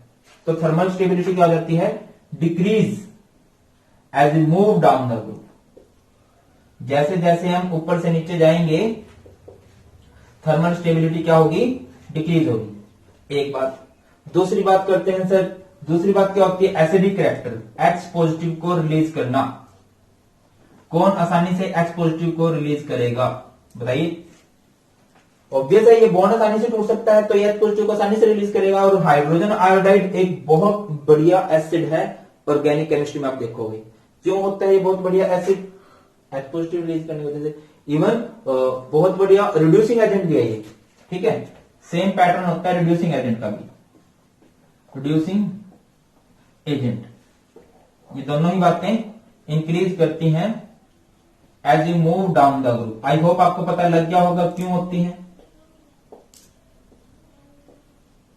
रिड्यूसिंग एजेंट भी कौन होता है, जो H को आसानी से छोड़ दे। अब क्योंकि इनका बॉन्ड बड़ा होता जा रहा है तो ये H को आसानी से छोड़ सकते हैं भाई।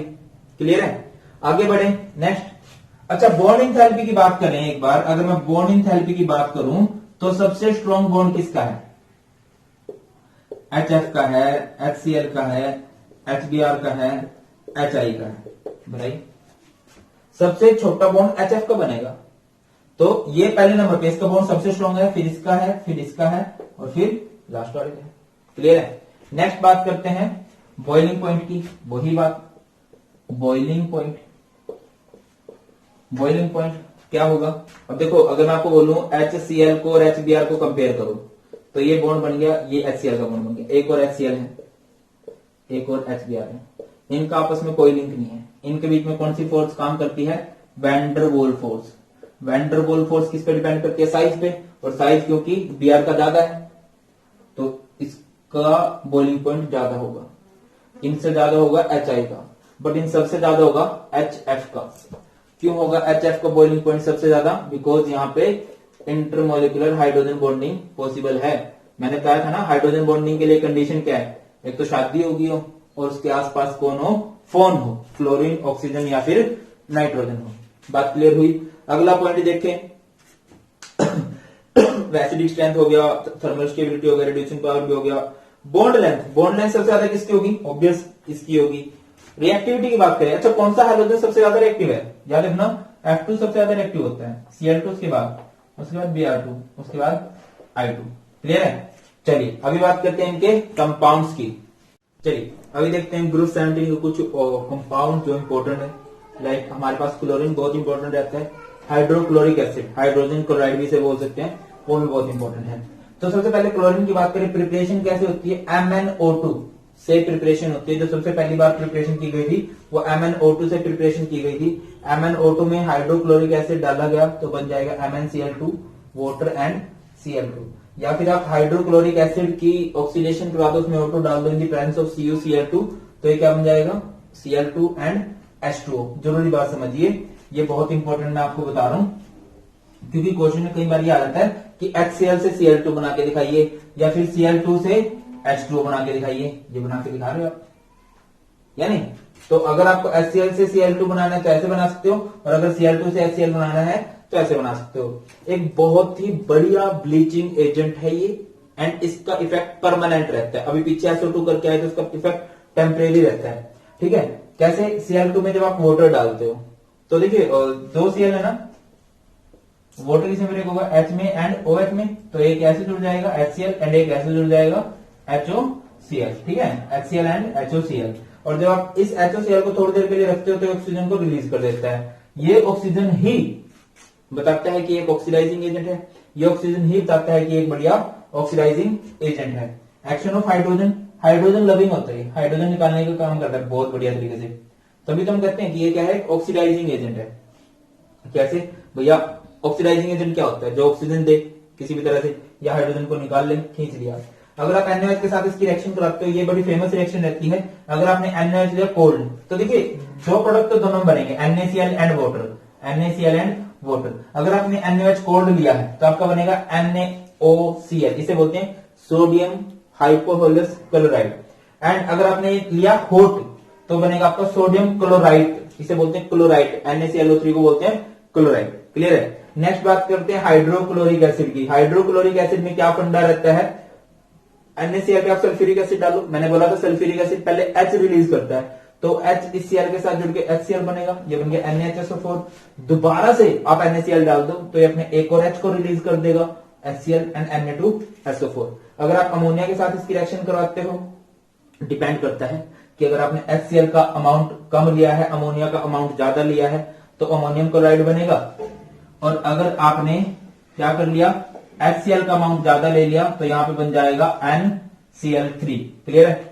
अगर आप किसी वीक सोल्ट के साथ, वीक एसिड के साथ इसकी रिएक्शन कराओगी तो क्या बन जाएगा, देखिए ये हो जाएगा, ये Na2 इन दो Cl के साथ जुड़ के 2NaCl बनेंगे एंड ये आपस में जुड़ेंगे, CO3 का ऑक्सीजन इसके पास गया, H2O CO2।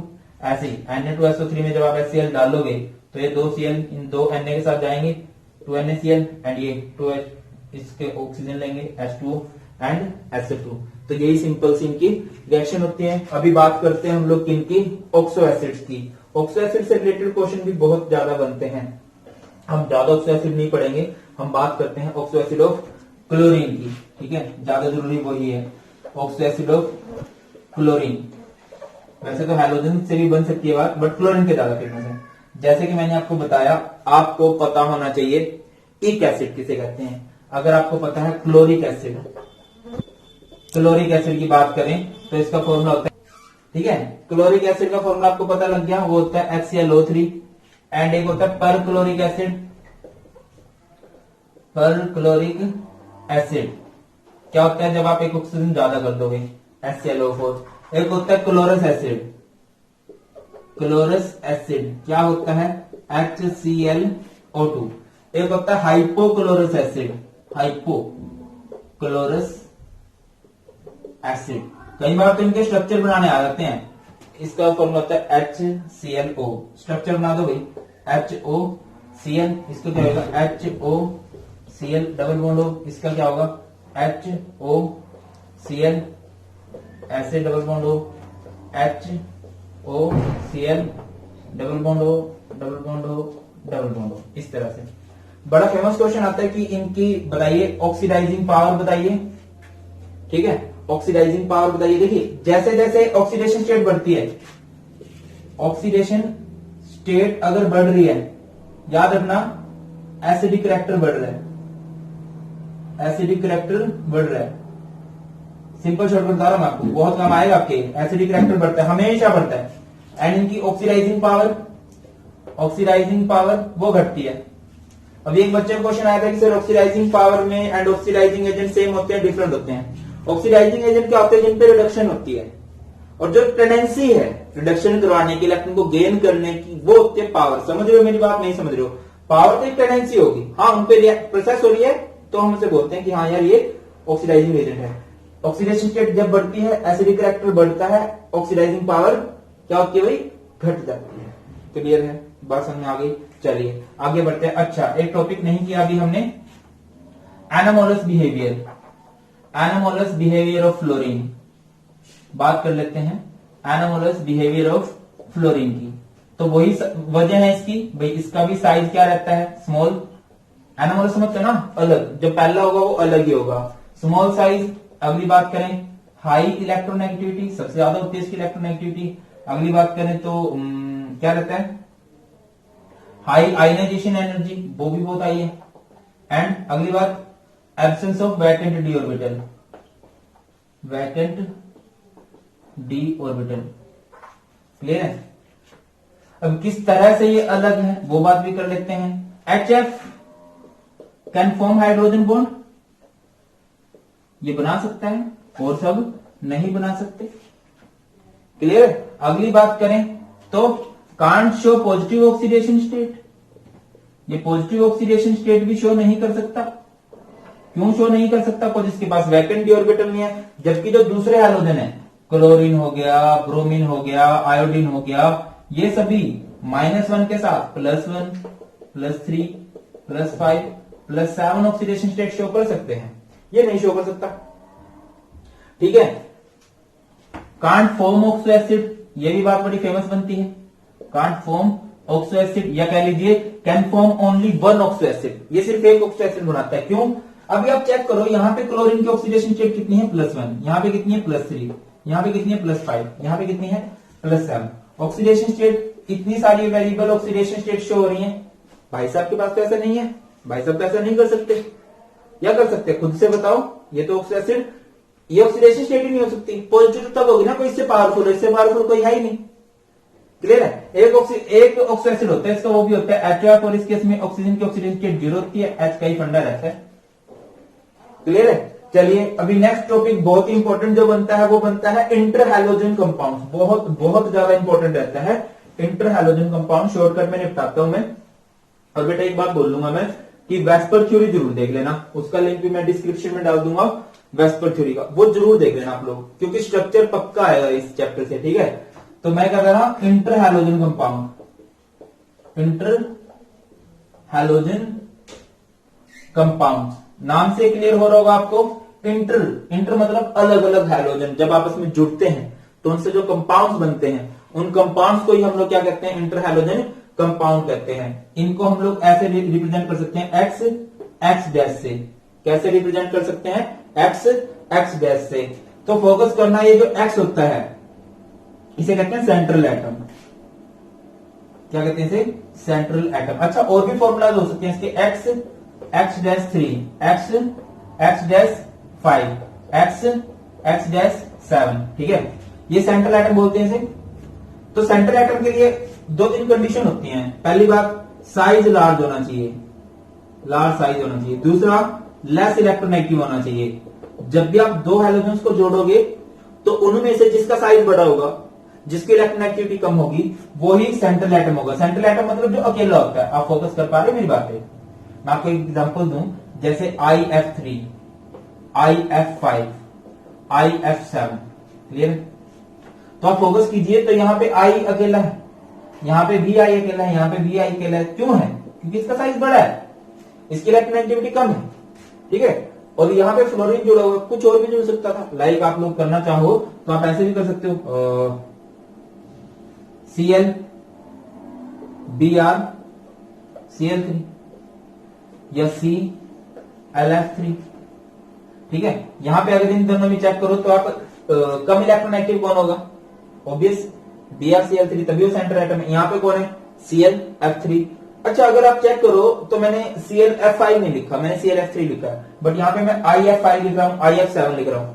याद रखना, जब रेडियस में, जब दो हैलोजन्स के रेडियस में बहुत ज्यादा डिफरेंस आता है ना, तब उनके एटम बहुत ज्यादा जुड़ सकते हैं। रिपीट कर रहा हूं, जब दो एटम्स के रेडियस में ज्यादा डिफरेंस होता है ना, तब वो बहुत ज्यादा जुड़ सकते हैं। आई बात करें तो बिल्कुल लास्ट में है, एफ बात करें तो पहले नंबर पे। इनके रेडियस में बहुत ज्यादा डिफरेंस है, तभी ये बहुत ज्यादा हैलोजन आपस में जुड़ सकते हैं। क्लियर है?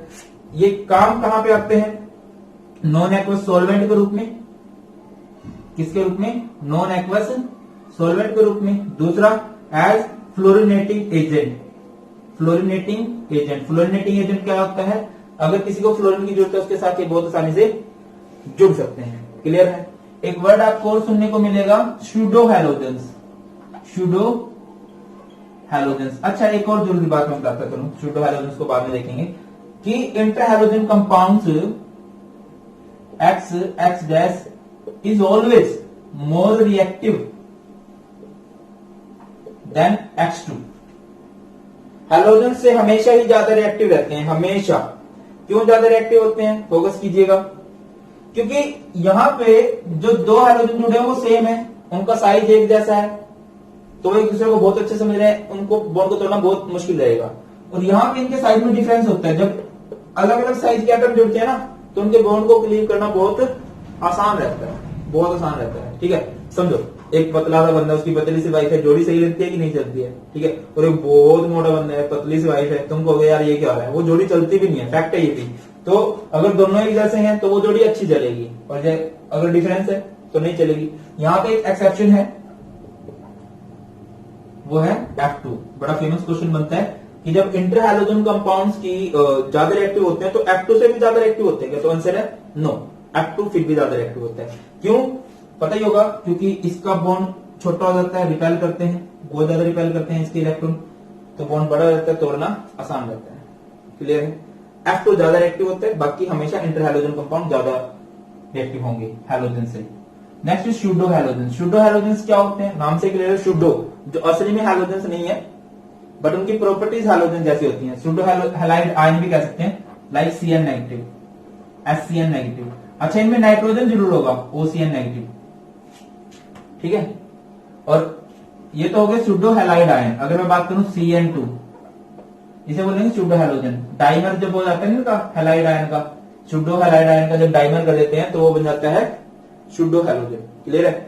स्ट्रक्चर की बात करें भैया, स्ट्रक्चर कैसे बनाओगे आप लोग, देखो स्ट्रक्चर के लिए मैं बार बार बोल रहा हूं, वेस्पर थ्योरी जरूर देख लेना, क्योंकि स्ट्रक्चर से रिलेटेड क्वेश्चन पक्का बनेगा, ठीक है।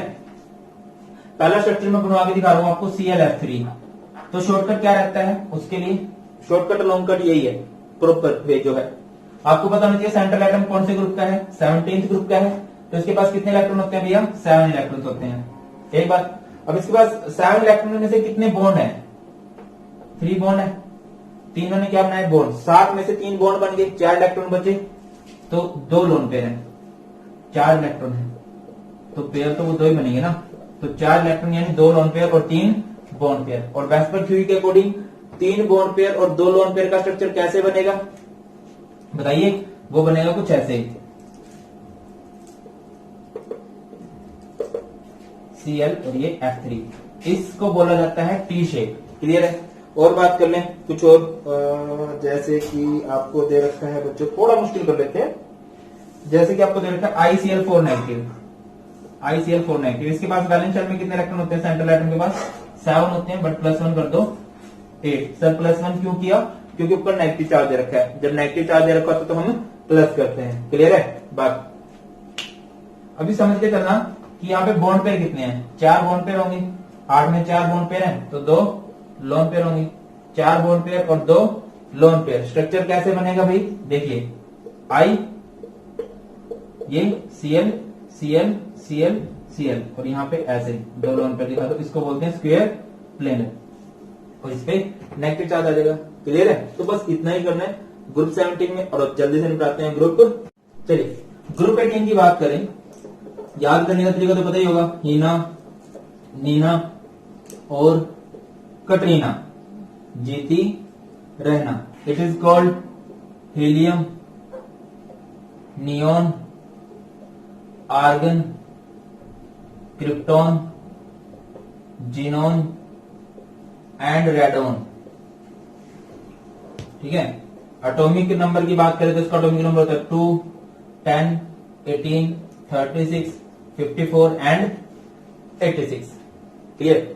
आगे बढ़े तो कॉन्फ़िगरेशन कर दो, 1s2, इसकी होगी 2s2, 2p6, ठीक है, 3s2, 3p6। अरे भैया एक ग्रुप में है ना, तो कॉन्फ़िगरेशन तो सेम ही होगी, ऑब्वियस सी बात है कि नहीं। इसकी होगी 6s2, 6p6। तो जनरल इलेक्ट्रॉनिक कॉन्फ़िगरेशन की बात करें, ns2, np6 है, ये भाई साहब एक्सेप्शन है। इनका जो नाम होता है, पहले नाम था वो इनर्ट गैसेस था, क्या नाम था, इनर्ट गैस। अभी पहले इन्हें क्या बोला जाता था, इनर्ट गैसेस, और बाद में इन्हें क्या बोला जाने लगा, नोबल गैसेस। क्यों इनर्ट गैसेस इसलिए बोलते थे, कोई पहले रिएक्शन ही नहीं करते थे। बाद में एक साइंटिस्ट आए, मैंने बार बार बोला, एन बार्टलेट, जिन्होंने पहली बार ये बताया कि रिएक्शन कर सकते हैं। क्लियर है। उससे पहले तो यही माना जाता है रिएक्शन नहीं करते, वो हम देखेंगे कैसे रिएक्शन करते हैं। चलिए बात करते हैं प्रॉपर्टीज की। तो सबसे पहले हम बात करें एटॉमिक रेडियाई। तो एटॉमिक रेडियाई की बात ऐसे है भैया, इनका एटॉमिक रेडियाई होना चाहिए, मतलब जैसे हम बात करते हैं कि लेफ्ट टू राइट जो है वो रेडियस कम होता जाता है, ठीक है। तो ये बिल्कुल राइट मोस्ट में है, बिल्कुल राइट मोस्ट होता है 18 ग्रुप। तो इनका साइज सबसे कम होना चाहिए, बट इनका साइज सबसे कम नहीं होता। क्यों नहीं होता, because they exist in mono atomic form. किस फॉर्म में एग्जिस्ट करते हैं ये, मोनो एटॉमिक फॉर्म, डायटोमिक नहीं होते। जैसे हैलोजेंस की बात करें, हैलोजेंस का कोवेलेंट रेडियस मेजर करते हैं, जो उनके एक्चुअल रेडियस से भी छोटा हो जाता है। बट ये इनके, जैसे मैं नियोन की बात कर रहा हूं, नियोन के एटम्स हैं, अब इनको जरूरत ही नहीं है।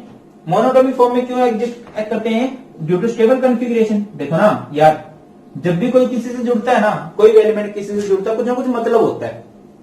मतलब क्या होता है, स्टेबल होना। बट ये ऑलरेडी स्टेबल है तो इनको मतलब ही नहीं होता, तो दूसरे जुड़ना ये पसंद ही नहीं करते। बट हमें जो रेडियस निकालना पड़ेगा, अब देखो जैसे मैथ में हम कितनी आसानी से रेडियस निकाल देते हैं ना, ये एटम है और ये रेडियस निकाल लिया। बट केमिस्ट्री में ऐसे रेडियस नहीं निकलते। केमिस्ट्री में हमें दो एटम देखने पड़ते हैं। दो एटम देखे, उनके न्यूक्लियस के बीच का डिस्टेंस देखेंगे, उसका हाफ करेंगे। अब देखो अगर आप एक्चुअल में इसका कैलकुलेट करते तो शायद इतना बनता, बट अभी वो उससे ज्यादा बन रहा है। याद रखना कि इनका वैन डर वाल रेडियस कैलकुलेट किया जाता है जो कि एक्चुअल रेडियस से बड़ा होता है, और इसी वजह से इनका एटॉमिक रेडियस ज्यादा होता है as compared to halogens. Clear है। नेक्स्ट बात करें आयनाइजेशन एनर्जी, तो स्टेबल है तो इन्हें इलेक्ट्रॉन की जरूरत ही नहीं है। ठीक है, ना तो इलेक्ट्रॉन लेते ना इलेक्ट्रॉन देते, क्योंकि इलेक्ट्रॉन देंगे तब भी दिक्कत हो जाएगी। खुद सोचो ना कि कभी भी कोई एलिमेंट में से इलेक्ट्रॉन क्यों निकालते सो दैट वो स्टेबल हो जाए। अब अगर इसमें से इलेक्ट्रॉन निकाले तो ये अनस्टेबल होगा, तो इनकी ionization energy very very high होती है, बहुत ज्यादा हाई होती है। इनमें से इलेक्ट्रॉन निकालना बिल्कुल भी आसान नहीं है। इलेक्ट्रॉन एक्टिविटी बिल्कुल भी नहीं होती, कोई पसंद नहीं है। Electron gaining therapy, electron gaining therapy मतलब जब इलेक्ट्रॉन लेंगे तो क्या ये एनर्जी देंगे, तो आंसर है नो। इनका जो डेल्टा एच रहता है वो पॉजिटिव होता है, हर बार नेगेटिव होता है। हर कोई एनर्जी देता था, बट ये एनर्जी लेंगे क्योंकि इन्हें जरूरत ही नहीं है। और जब हम किसी को कोई चीज बिना जरूरत के देते हैं तो बदले में पैसे भी देने पड़ सकते हैं। मैं नॉन मेडिकल के बच्चों को पढ़ाता हूँ, ठीक है, उन्हें पढ़ाऊंगा, उन्हें जरूरत है तो बदले मुझे फीस देंगे। बट अगर मैं आर्ट के बच्चों को केमिस्ट्री पढ़ाने लग जाऊं, उसकी जरूरत क्या है क्या भाई, तो पॉसिबल है कि मुझे उसे पैसे ना देने पड़ जाए। तो यही फंडा है कि इनको जरूरत नहीं है। अगर मैं इनको इलेक्ट्रॉन देना चाह रहा हूं तो ये मुझे एनर्जी नहीं देंगे, बदले में मुझे ही एनर्जी ने देनी पड़ेगी। दैट्स व्हाई इनकी डेल्टा एच पॉजिटिव होती है, किसी की भी नहीं होती, इनकी होती है। आगे बढ़ते हैं, melting point and boiling point. Melting point and boiling point इनका क्या रहता है, लो रहता है। क्यों रहता है, बिकॉज़ ये मोनोटॉमिक फॉर्म में एग्जिस्ट करते हैं। कोई एटम दूसरे एटम से कोई मतलब नहीं है, बिल्कुल भी मतलब नहीं है। जैसे क्लोरीन होता है, एक क्लोरीन को दूसरे क्लोरीन से मतलब होता है, वो जुड़ के रहते हैं सारे के सारे, क्योंकि उन्हें पता है अगर हम दूर जाएंगे तो दिक्कत हो जाएगी, हम अनस्टेबल हो जाएंगे। बट ये एटम्स होते हैं, एटम्स को तोड़ना होता है, और इनके सारे एटम ऑलरेडी टूटे हुए होते हैं, तो इनका मेल्टिंग पॉइंट और बॉइलिंग पॉइंट कम होता है। हाँ, अगर मैं टॉप टू बॉटम जाऊंगा तो metallic melting point and boiling point क्या होगा, बढ़ेगा। क्यों बढ़ेगा सर, बिकॉज साइज बढ़ेगा। अब जिनके बीच में कोई अट्रैक्शन नहीं, उनके बीच में वैन डर वाल फोर्स ऑफ अट्रैक्शन होती है, और वो डिपेंड करती है साइज पे। साइज बढ़ेगा तो मेल्टिंग पॉइंट और बॉइलिंग पॉइंट भी बढ़ेगा। क्लियर है। अभी बात करते हैं इनके कंपाउंड्स की, और कंपाउंड में देखिए मैं बार बार एक बात कहे जा रहा हूं कि वेस्पर थ्योरी जरूर से देख लेना, जरूर से, ठीक है। चलिए बात करें तो क्या होता है, हाँ, तो कंपाउंड्स की, तो भैया ये नॉन रिएक्टिव होते हैं, रिएक्शन नहीं करते। 1962 तक ये बात मानी जाती थी। फिर एक भाई साहब का दिमाग ठनका और उन्होंने एक रिएक्शन की, एक कंपाउंड लिया PTF6, प्लेटिनम हेक्साफ्लोराइड या हेक्साफ्लोरोप्लेटिनम। तो उन्होंने क्या किया, उन्होंने देखा कि ऑक्सीजन रख देते हैं, और ये जो कंपाउंड था ये ऑक्सीजन से इलेक्ट्रॉन ले सकता है। इन्होंने ये क्या कर सकता है, इलेक्ट्रॉन ले सकता है, किससे, ऑक्सीजन से। ऑक्सीजन की आयनाइजेशन एनर्जी होती है 1175 किलो जूल। ऐसी अगर ग्रुप 18 की बात करो तो यहाँ पे होता है जिनोन, जिनोन की एनर्जी होती है 1170 किलो जूल। तो उन्होंने सोचा यार जब ये कंपाउंड ऑक्सीजन से इलेक्ट्रॉन छीन सकता है तो क्या ये जिनोन से इलेक्ट्रॉन नहीं छीन सकता। मतलब पहले तक तो ये माना जाता था इनसे इलेक्ट्रॉन नहीं छीना जा सकता क्योंकि बहुत ज्यादा आयनाइजेशन एनर्जी होती है। हाँ, जब डाउन द ग्रुप जाते हैं हमेशा आयनाइजेशन एनर्जी क्या होगी, डिक्रीज होगी। तो डिक्रीज होते होते जिनोन की किसके बराबर हो जाती है, लगभग ऑक्सीजन के बराबर हो जाती है। फिर उन्होंने क्या करा, जिनोन के सामने रख के देखा PTF6 को, एंड सरप्राइजिंगली क्या हुआ, जिनोन से इलेक्ट्रॉन छीन लिया गया। तो मतलब बात फिक्स होगी कि रिएक्शन करवाने वाला चाहिए, रिएक्शन हो सकती है, एंड इसके बाद बहुत से कंपाउंड बने जिनोन के। तो याद रखना पहले साइंटिस्ट कौन था जिसने रिएक्शन करके दिखाई थी, एन बार्टलेट। एंड सबसे पहला कंपाउंड ये था Xe पॉजिटिव PTF6 नेगेटिव, जो कि जिनोन का बन सकता है। अब बात करते हैं जिनोन के फ्लोराइड्स की, XeF2, Xe2F2, Xe3F2, ठीक है। यहाँ पे रेशियो रखना है 2:1, यहाँ पे रेशियो रखना है 1:5, यहाँ पे रेशियो रखना है 1:20। तो ये क्या बन जाएगा, XeF2, ये बन जाएगा XeF4, ये बन जाएगा XeF6। क्लियर है। अब अगर हम चाहें तो इनसे पंगे ले सकते हैं, इनकी हाइड्रोलिसिस भी करवा सकते हैं। ये कंपाउंड्स होते हैं जिनोन की। लाइक आपके पास XeF6 है, आप इसकी रिएक्शन करवा रहे हो H2O के साथ, तो क्या होगा, इसके 2 हाइड्रोजन के 2 फ्लोरीन के साथ बाहर निकलेंगे, ये बन जाएगा 2HF। टेम्परेचर भी होता है 873, शायद मैं गलत हूं, यहाँ पे 673 आना चाहिए, तो ही बात है। तो यहाँ पे आएगा 673 केल्विन टेम्परेचर, यहाँ पे आएगा 873 केल्विन एंड यहाँ पे आएगा 573 केल्विन। क्लियर? अच्छा इसको देखो, तो इनकी आगे भी रिएक्शन हो सकती है, तो ये 2 हाइड्रोजन 2 फ्लोरीन के साथ बाहर निकलेंगे, 2HF बनेगा एंड ये 2 जुड़ेगा, ये बन जाएगा XeOF2, इसे बोलते हैं जिनोन ऑक्सीफ्लोराइड्स। ठीक है, आगे चाहो तो जैसे ये XeOF2 बना है, इसकी एक्शन H2 के साथ दोबारा करवा दो, तो ये 2HF4 हो गए, ठीक है ना। F6 थे ना, 2 तो चले गए, तो ये 4 2H के साथ मिलकर क्या बनाएगा 2HF और ये बन जाएगा XeOF2। नेक्स्ट कर दो XeOF2, इसकी रिएक्शन करवा दो वाटर के साथ, क्या बन जाएगा 2H और 2F बाहर। देखो समझ रहे हैं ना, बस ज्यादा देर वीडियो बना ली ना, ज्यादा देर, तभी मैं कहता हूँ गैप ले लिया करो, बस मैं आज गैप ले नहीं पाया।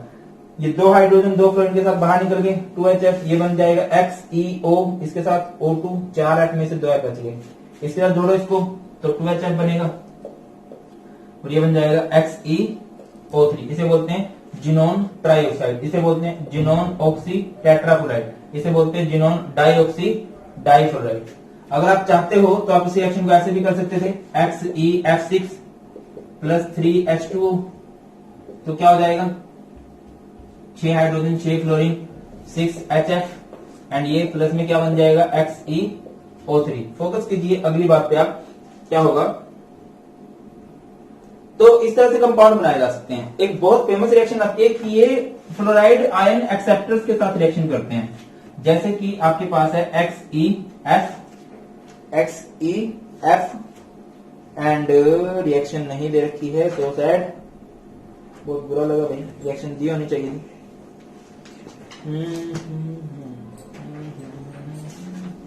चलिए XeF2 है मान लो, और आपने इसकी रिएक्शन करवा दी PF5 के साथ, तो ये क्या करेगा, मतलब फ्लोराइड आयन डोनेट कर देगा उसको, तो ये क्या बन जाएगा भाई यहाँ पे XeF, इस पे आ गया नेगेटिव और इस पे आ जाएगा PF6 और उस पे F नेगेटिव गया ना, तो इस पे आएगा नेगेटिव, इस पे आएगा पॉजिटिव। ऐसे ही अगर कोई मान लो मेटालिक फ्लोराइड है, F6 और मेटालिक फ्लोराइड है, तो वो अपना फ्लोरीन इसको देगा, तो यहाँ पे एक्सेप्ट भी कर सकता है, जो हो जाएगा XeF7, ठीक है, उस पे नेगेटिव और एन पे कौन सा चार्ज आ जाएगा पॉजिटिव। क्लियर है?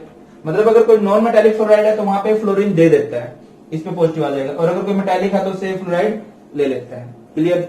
अगर आप स्ट्रक्चर बनाना चाहते हो, मैं 1-2 ही बनवाऊंगा, बार बार बोल रहा हूँ, वैसे थोड़ी सी कर लेना। XeF2 का स्ट्रक्चर आप बनाना चाह रहे हो तो कैसे बनेगा, आपको पता होना चाहिए इसकी वैलेंस शेल में 8 इलेक्ट्रॉन होते हैं, 8 में से 2 बॉन्ड बने हुए हैं, 6 इलेक्ट्रॉन बचे, 6 यानी 3 lone pair, 2 bond pair 3 lone pair. कैसे बनेगा, ऐसे, ये XeF,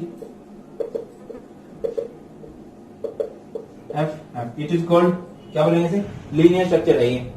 अगर आप बनाना चाह रहे हो स्ट्रक्चर किसका, XeO2F2 का, XeO2F2 का आप स्ट्रक्चर बनाना चाह रहे हो, तो इसके पास 8 इलेक्ट्रॉन होते हैं, 8 में से सिंपल 2 बॉन्ड तो फ्लोरीन के हैं, 2 ही ऑक्सीजन के भी है। इलेक्ट्रॉन कितने यूज हो गए, तो मैंने आपको बताया कि जितने बॉन्ड बनते हैं उतने इलेक्ट्रॉन यूज होते हैं एक एटम के, बट ऑक्सीजन 2 बॉन्ड बनाते हैं तो 2 इलेक्ट्रॉन यूज होंगे। समझ में आ रही है मैं क्या कर रहा हूं या नहीं आ रही है? फ्लोरीन 1 बॉन्ड बनाता है तो 2 बॉन्ड बनाए हैं तो 2 इलेक्ट्रॉन यूज होंगे। ऑक्सीजन डबल बॉन्ड बनाता है तो एक ही बार में 2 इलेक्ट्रॉन यूज हो जाएंगे, तो टोटल 4 और 2 6, और यहाँ पे 1 बच गया लोन पेयर।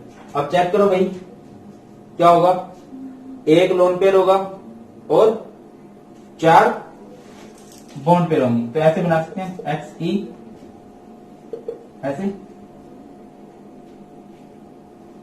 डबल बॉन्ड हो और ये F, इस स्ट्रक्चर को बोला जाता है, क्या बोलते हैं इसे बोलते हैं सीसो स्ट्रक्चर। एक स्ट्रक्चर और कर लो लगे हाथ, मान लो कि XeF6 का स्ट्रक्चर बनाना है।